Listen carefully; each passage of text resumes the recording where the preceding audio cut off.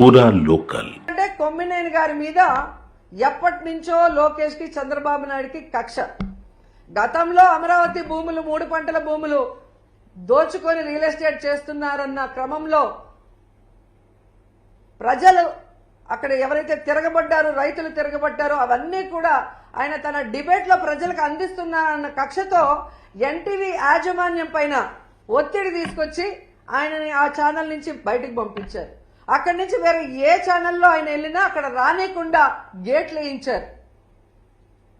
సాక్షిలో ఉన్నారు కాబట్టి ఈరోజు ఆయన మీద కక్ష కట్టి ఇటు జగనన్నని భారతమ్మని ఇరికిస్తూ అటు కొమ్మినేని గారిని ఇరికించాలని ప్లాన్ చేయడం నిజం కాదా అని అడుగుతున్నాను.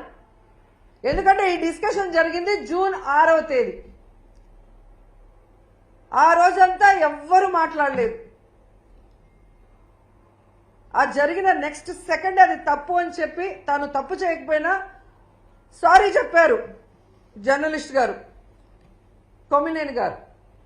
అయినా కూడా ఆ నెక్స్ట్ డే జూన్ 7వ తేదీ లోకేష్ గారు, చంద్రబాబు నాయుడు గారు పని కట్టుకొని టీడీపీ సోషల్ మీడియా ద్వారా వైరల్ చేసి ఏ విధంగా వచ్చిన జర్నలిస్ట్ కృష్ణంరాజు గారు మాట్లాడిన మాటల్ని ఇటు సాక్షికి అటు కొమ్మినేనికి ఆపాదిస్తూ తన అనుకూల పచ్చ ఛానల్స్ లో దాన్ని ఎలా విష ప్రచారం చేశారు, తమకు అనుకూలంగా ప్రచారం చేసుకొని ఆ రోజు మధ్యాహ్నం 3:09 లోకేష్ ట్వీట్ చేయడం జరిగింది. అంటే ఒక పథకం ప్రకారం చంద్రబాబు నాయుడు, లోకేష్, డీజీపీ గారు, ఇంటెలిజెన్స్ చీఫ్ వీళ్ళందరూ కూర్చొని ఇది చేయకపోతే ఈ విధంగా జూన్ 6న మార్నింగ్ జరిగిన ఆ డిస్కషన్ ని జూన్ 7 మార్నింగ్ నుంచి విష ప్రచారం చేస్తూ లేని వాటిని వక్రీకరిస్తూ తమ పచ్చ ఛానల్లో అనుకూలంగా